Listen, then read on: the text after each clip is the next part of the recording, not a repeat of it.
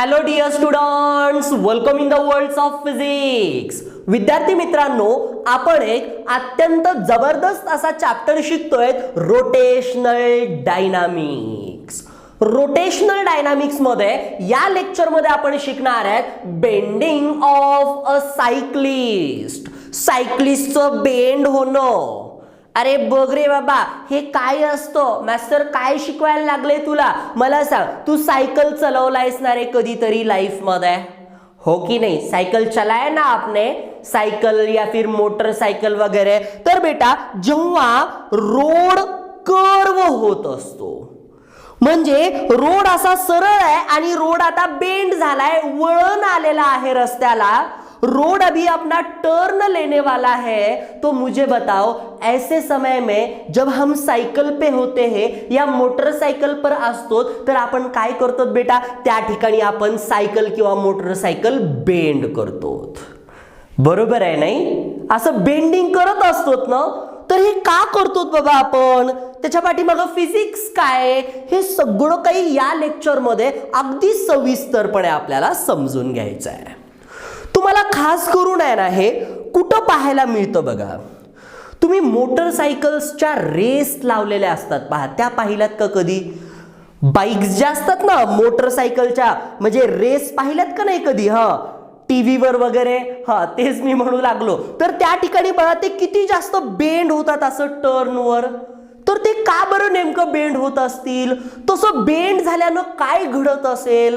काहीतरी फायदा असल्याशिवाय माणूस करत नाही ना, बरोबर आहे का नाही? नाहीतर तिथं बरोबर बेंड होऊन असं पडायची देखील शक्यता असते. काहीतरी तिथं लॉजिक असलं पाहिजे, काहीतरी फिजिक्स पाहिजे, काहीतरी फायदा असला पाहिजे, तेव्हाच ते बेंड होऊ लागलंय ना.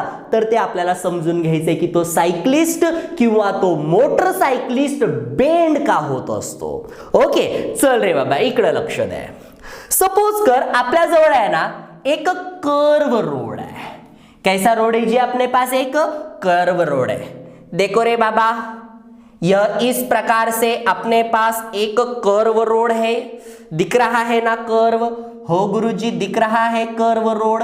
बघ रे बाबा, हे असा आपल्या जवळ एक कर्व रोड आहे.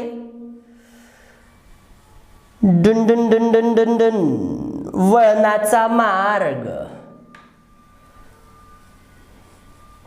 ह्याला गावाकडच्या भाषेत काय म्हणतात माहितीये का तुम्हाला? वळणाचा मार्ग, कर्व रोड. याला गावठी भाषेमध्ये आहे. गावाकडच्या भाषेमध्ये काय म्हणतात? वाकान बोलते इसको, वाकान. अभी इधर देखो, ऐसा कर्व रोड है अपने पास. ठीक है, तो यहां पर एक साइकिल वाला आ गया है. देखो बेटा, यह एक साइकिलिस्ट है. ए बघ रे बाबा, हा सायक्लिस्ट आहे. हे सायकलचं टायर आहे त्याच्या. ओके गुरुजी.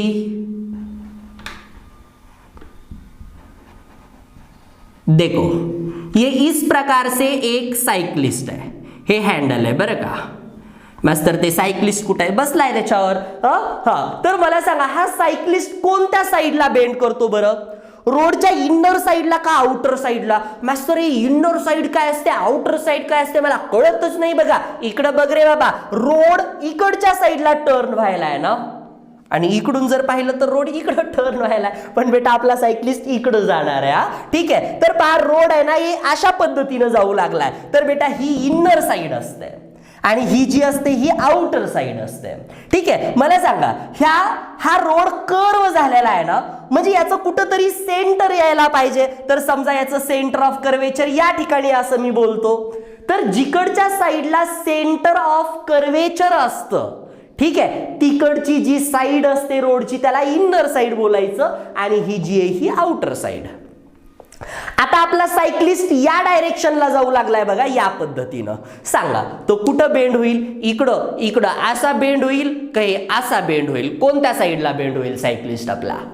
बताओ बेटा. ऐसा बेंड होगा ना? क्या बोलते जी? ऐसा बेंड होता है क्या साइक्लिस्ट? इधर बेंड होता है क्या कभी? नहीं होता. इनर साइड को बेंड होता है वो हमेशा. जिकडं ह्या रोडचं सेंटर ऑफ कर्वेचर असतो तो तिकडच्या साईडला बेंड होतो, तर बेटा हा आपला सायक्लिस्ट जो असणार आहे तो या पद्धतीनं बेंड होऊन असा इकडं निघून जाणार आहे. चल, त्याची बेंडिंग जेव्हा झालेली असते तेव्हाची डायग्राम मी तुझ्या समोर काढतो रे बाबा.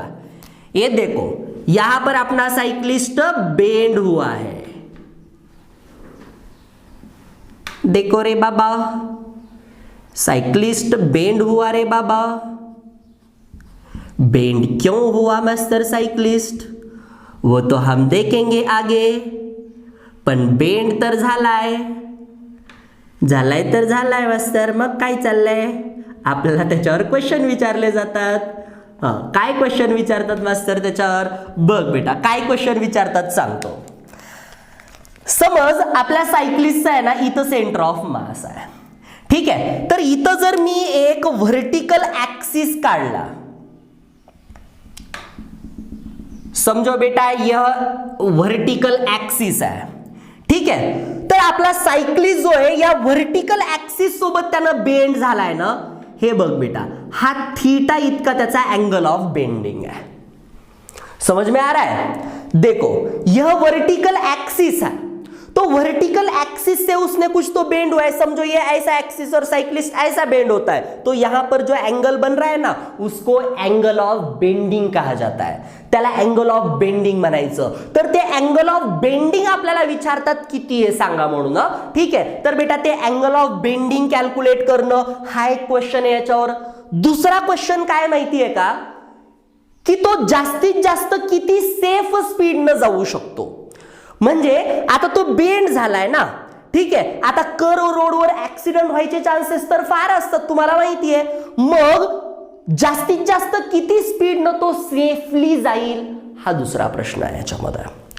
आणि तिसरा प्रश्न काय माहितीये का, की तो बेंड का होतो, का त्याला बेंड व्हावंसं वाटलं, असे 3 क्वेश्चन्स याच्यात विचारतात. तर चल वन बाय वन आपण सर्व क्वेश्चन्स याच्यामधले बघूयात.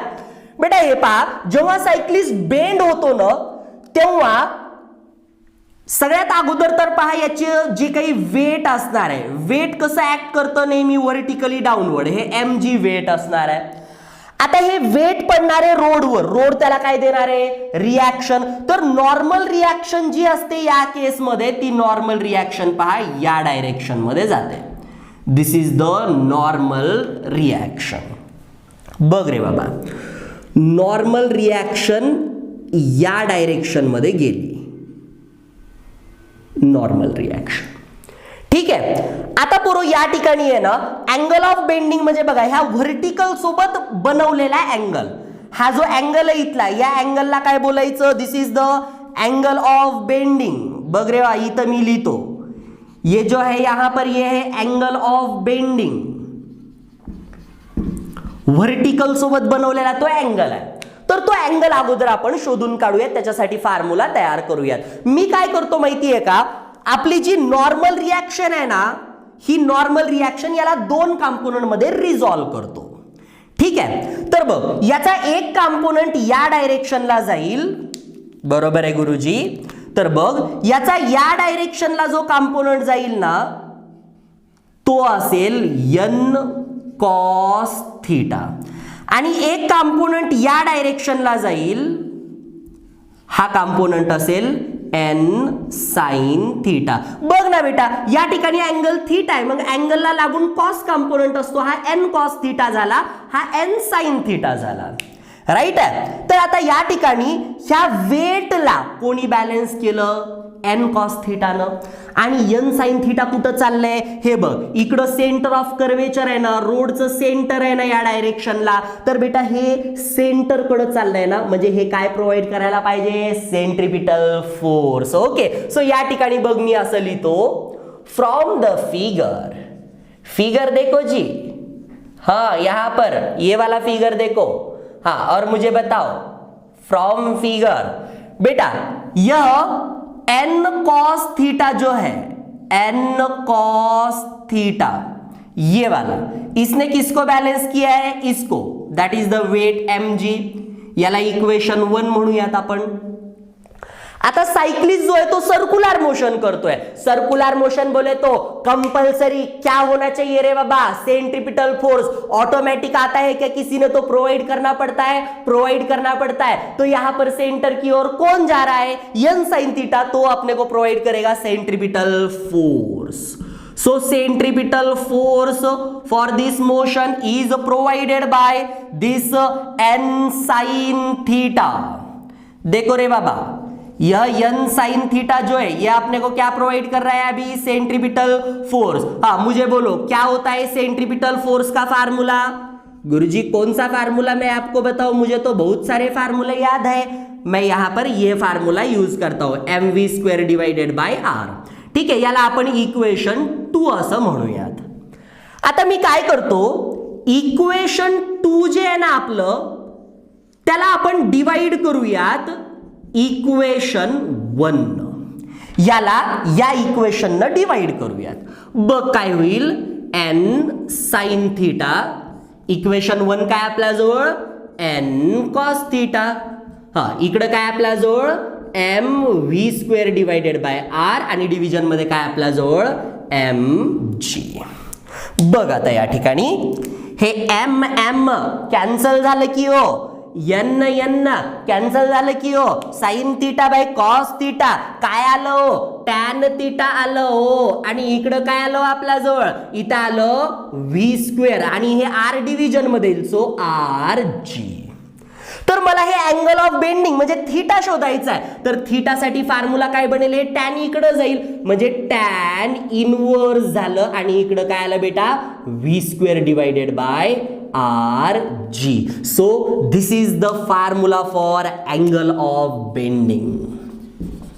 ओके, हा आला बेटा अँगल ऑफ बेंडिंगचा फॉर्म्युला। ओहो, बघा ह्या फॉर्म्युल्यामध्ये कशाचा अर्थ काय आहे, v म्हणजे काय की आपला सायक्लिस्ट किती व्हेलॉसिटीने चाललाय, r म्हणजे काय ह्या रोडची रेडियस ऑफ कर्वेचर, g काय असणार आहे ऍक्सेलरेशन ड्यू टू ग्रॅव्हिटी। ठीक आहे, तर बेटा त्याला जितक्या जास्त व्हेलॉसिटीने जायचं असेल तितकं जास्त अँगलनं बेंड व्हावं लागतं। बघ नाही तर फॉर्म्युला कसा आलाय। ठीक आहे, क्लिअर अँगल ऑफ बेंडिंगचा फॉर्म्युला। ओके बेटा, आता आपण पाहूयात की जास्तीत जास्त किती स्पीड न तो जाऊ शकतो। आता इकडं बघ, याला मी असं लिहितो, मला सांगा वी हॅव, आपल्या जवळ काय पोरो, काय म्हणजे मास्टर, हा फॉर्म्युला सांग ना मला, tan theta is equal to काय आलाय आपल्या जवळ v² डिवाइडेड बाय rg आलाय गुरुजी। मग हे v² साठी फॉर्म्युला काय होईल बरं मास्टर, हे इकडं जायला पाहिजे म्हणजे हे झालं rg टॅन थीटा, बरोबर आहे, म्हणजे v इज इक्वल टू काय होईल सांग बरं, square root of rg tan theta. तर हा आला मोस्ट सेफ स्पीड साठी फॉर्म्युला,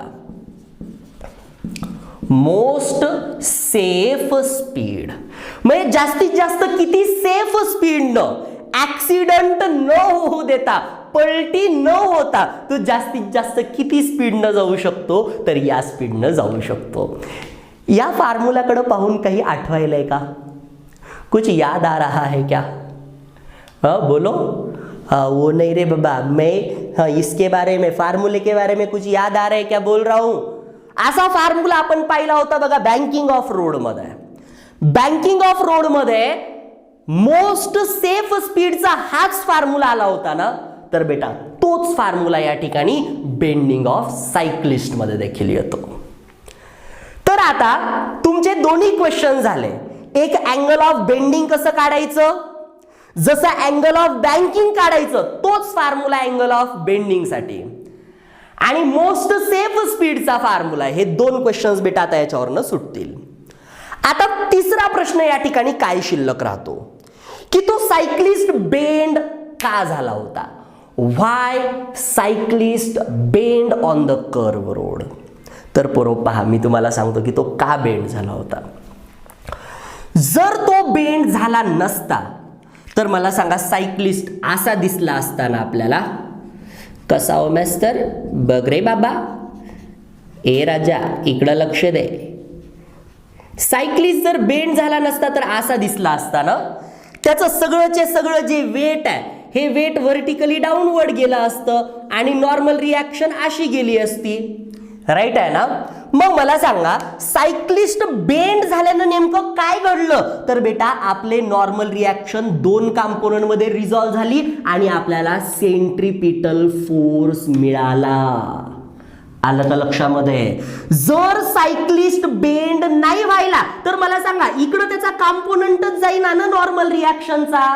मग सेंट्रिपिटल फोर्स ऍडिशनल जर आपल्याला मिळवायचा असेल, आता त्या ठिकाणी टायर आणि रोड मध्ये फ्रिक्शन मुळे काहीतरी सेंट्रिपिटल फोर्स मिळत असेल, मला मान्य आहे, पण आपल्याला ऍडिशनल सेंट्रिपिटल फोर्स पाहिजे, जास्तीचा फोर्स पाहिजे. मास्टर जास्तीचा का पाहिजे? अरे बाबा मला सांग, इथं फ्रिक्शनल फोर्स कमी असेल, आपल्याला जास्त स्पीडनं सायकल घेऊन जायची, मग जास्त सेंट्रिपिटल फोर्स पाहिजे, म्हणून तो सायक्लिस्ट बेंड झाला आणि त्याच्या बेंड झाल्यामुळं इकडं एन साइन थिटा नॉर्मल रिॲक्शनचा साइन कंपोनंट गेला आणि आपल्याला त्या ठिकाणी ॲडिशनल सेंट्रिपिटल फोर्स मिळाला. क्लिअर आहे. तर बेटा हे होतं सायक्लिस्टच्या बेंड झाल्यामुळं. ठीक आहे, तर हे पण लक्षात ठेव रे बाबा, तो जर बेंड नाही झाला तर नॉर्मल रिॲक्शनचे कंपोनंटच पडणार नाही आणि हा एन साइन थिटा इकडे येणार नाही, जो की तिथं सेंट्रिपिटल फोर्स प्रोव्हाइड करू लागला. ओके, चला बेटा याला व्यवस्थितपणे समजून घ्या.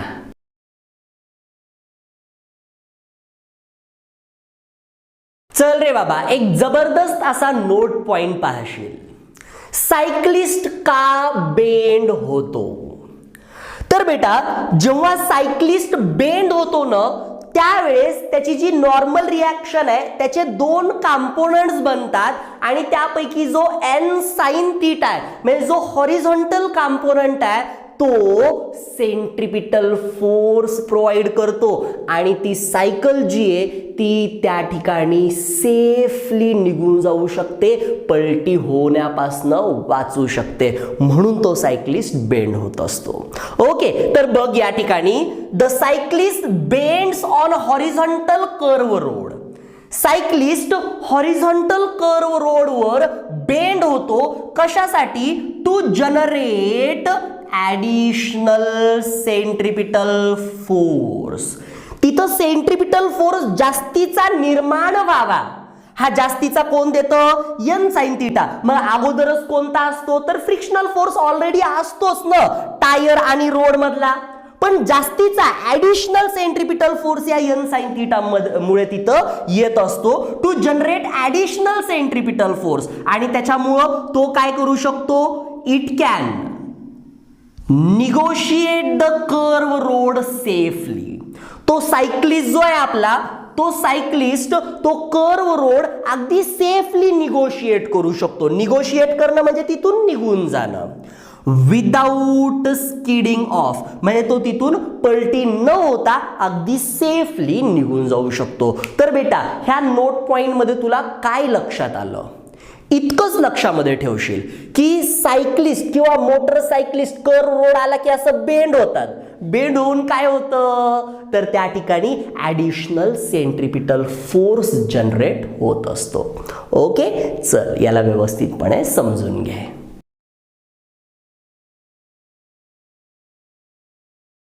तर बेटा आजच्या लेक्चरमध्ये आपण काय काय पाहिलं एकदा क्विक मध्ये रिकॅप करून घेऊयात.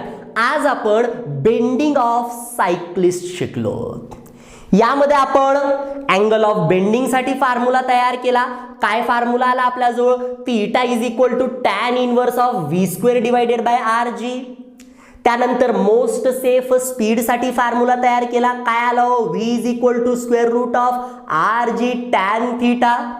आणि त्यानंतर आपण पाहिलं की सायक्लिस्ट बेंड का होतो, का त्याला बेंड व्हावं वाटतं, त्याला काय हौस असते का बेंड व्हायची? तर नाही, त्या ठिकाणी बेंडिंग झाल्यामुळं ॲडिशनल सेंट्रिपिटल फोर्स जनरेट होतो, त्याच्यामुळं तिथून मोटरसायकल जास्त स्पीडनं सेफली आपण पास करू शकतो. Okay, thus we have finished the lecture.